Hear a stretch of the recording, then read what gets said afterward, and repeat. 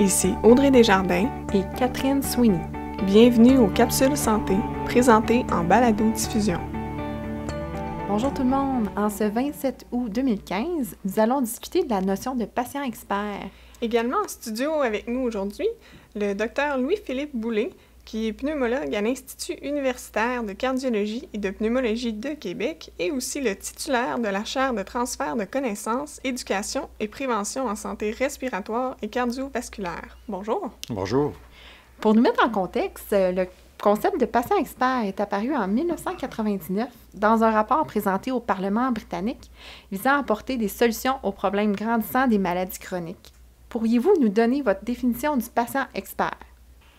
Alors écoutez, c'est certain qu'il n'y a pas de définition officielle du patient expert. Comme vous avez mentionné, c'est une notion qui est apparue il n'y a pas très longtemps. On sait que depuis longtemps, il existait des patients experts, autrement dit des gens qui en savaient énormément sur leur maladie, parfois presque autant que les cliniciens qui les voyaient, soit qu'ils étaient déjà dans le domaine médical ou encore professionnels de la santé ou qui avaient lu énormément sur le sujet. Mais disons que maintenant, pour la définition, on demande que ce soit un patient qui ait une connaissance quand même assez approfondie de sa maladie ou de sa condition et qui possède certaines habiletés, qu'on pourrait dire, ou techniques qui permettent de bien maîtriser sa maladie, de bien la contrôler et d'en réduire les conséquences au maximum. À cette définition, récemment, on a ajouté aussi les notions de patients qui voudraient communiquer justement ces connaissances et d'aider les autres patients à se former pour devenir plus habiles en fait à gérer leur maladie et à aider finalement, par exemple, aux recherches ou à contribuer à l'avancement des connaissances sur la maladie comme telle. En quelques mots, sur quoi devraient être basés les programmes de formation pour les patients experts? Alors, il existe déjà des programmes éducatifs pour les patients dans différents domaines. Au Québec, on en a plusieurs dans le domaine respiratoire, comme par exemple en asthme ou en maladie pulmonaire obstructive chronique.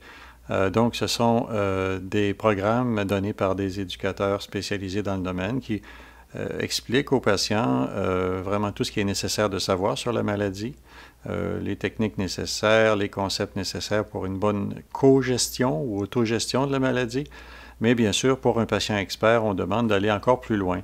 Donc, on demande peut-être d'avoir une formation additionnelle qui peut-être peut même s'approcher parfois de celle qui est donnée aux éducateurs, comme par exemple dans le réseau québécois d'éducation en santé respiratoire. Et bien sûr, il y a différents niveaux de patients experts. Donc, certains auront une expertise assez limitée, mais d'autres, bien sûr, pourront avoir une expertise très étendue.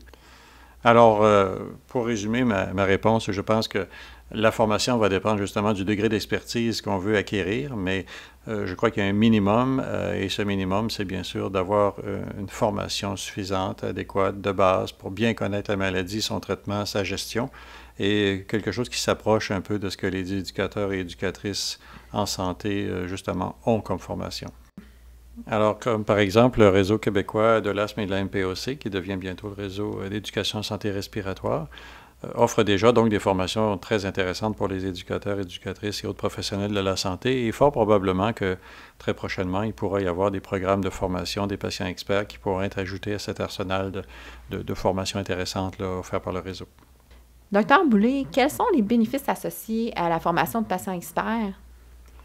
Alors, parmi les bénéfices associés à la formation de ces patients experts, on retrouve tout d'abord des bénéfices pour le patient lui-même, qui sera plus en mesure de bien gérer sa maladie en la connaissant mieux, en connaissant les techniques nécessaires, par exemple, pour mesurer justement le contrôle de sa maladie ou bien utiliser la médication.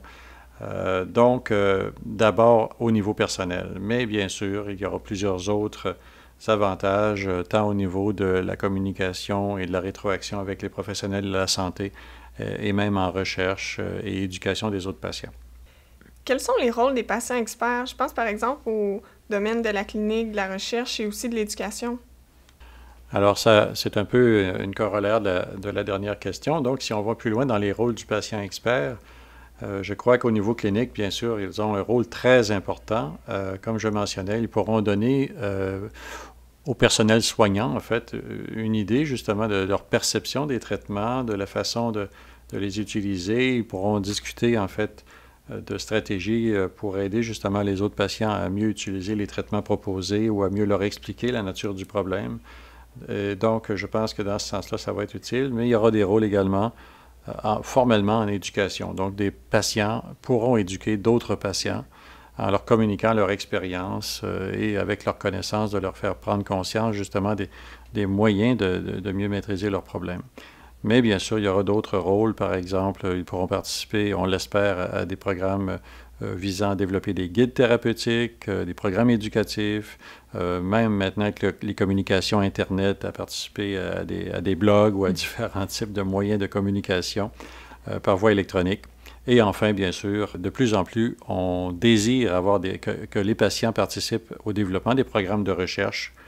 Les instituts de recherche en santé du Canada, d'ailleurs, favorisent énormément la participation des patients dans le développement de protocoles ou de programmes de recherche, d'évaluation de nouveaux traitements. On espère aussi que les patients servent un peu de lobbyistes, en fait, auprès des autorités de santé, parce que souvent, on a besoin de ressources. Et je pense qu'un patient a une très grande influence auprès, par exemple, de nos administrateurs et de nos politiciens, et peuvent nous représenter ou représenter également les patients sur différents comités, sur des associations de patients également, et contribuer à des groupes de soutien. Donc, énormément de rôles potentiels, disons. Oui, exact. Mais est-ce qu'il existe des barrières au développement de ces patients-là?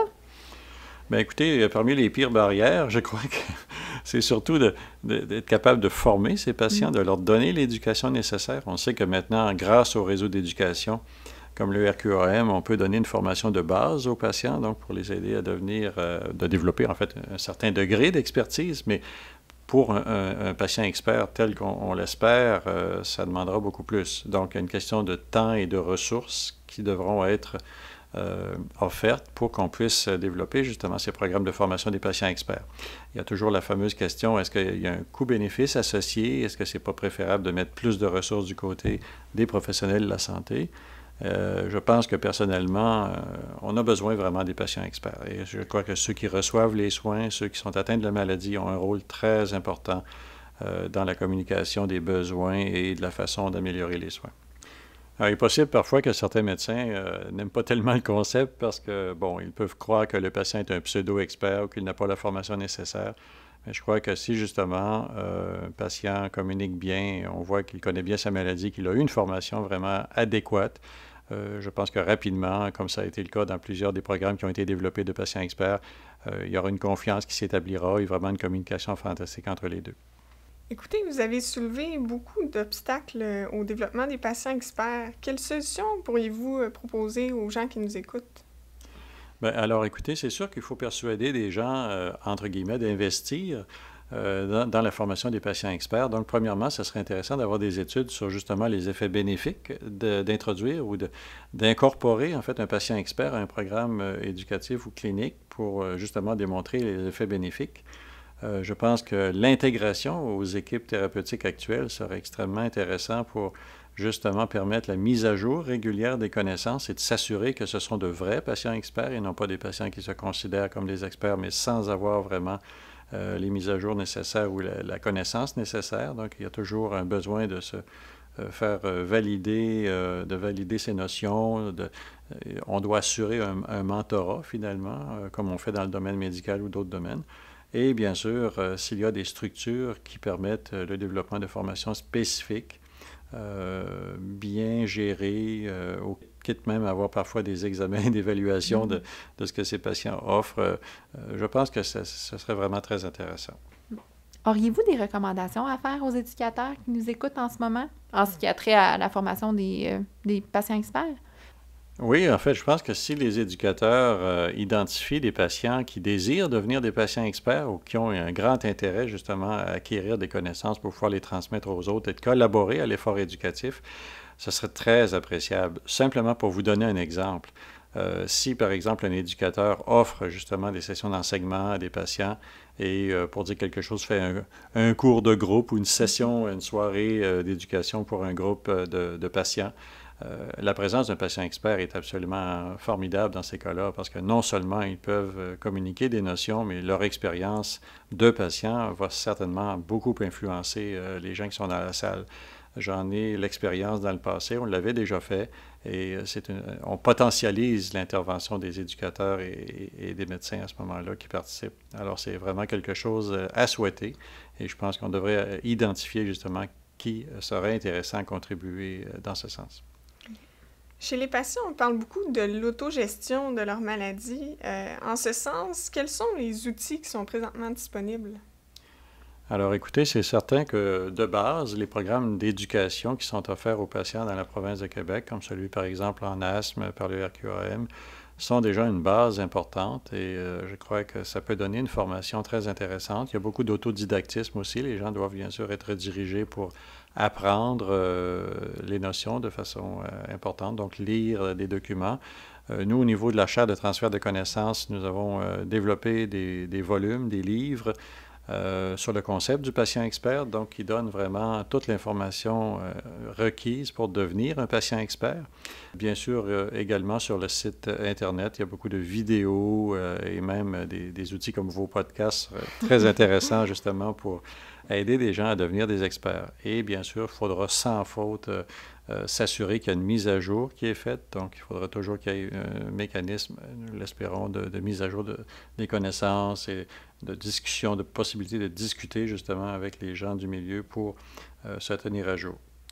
Juste pour rementionner aux gens qui nous écoutent présentement, le site Internet est le www.coeurpoumon.ca et vous pourrez aussi voir tous les détails concernant les livres déjà disponibles, comme celui sur le diabète, et ceux qui le seront prochainement, comme celui sur l'asthme et celui sur la maladie pulmonaire obstructive chronique et les autres maladies pulmonaires et aussi cardiovasculaires.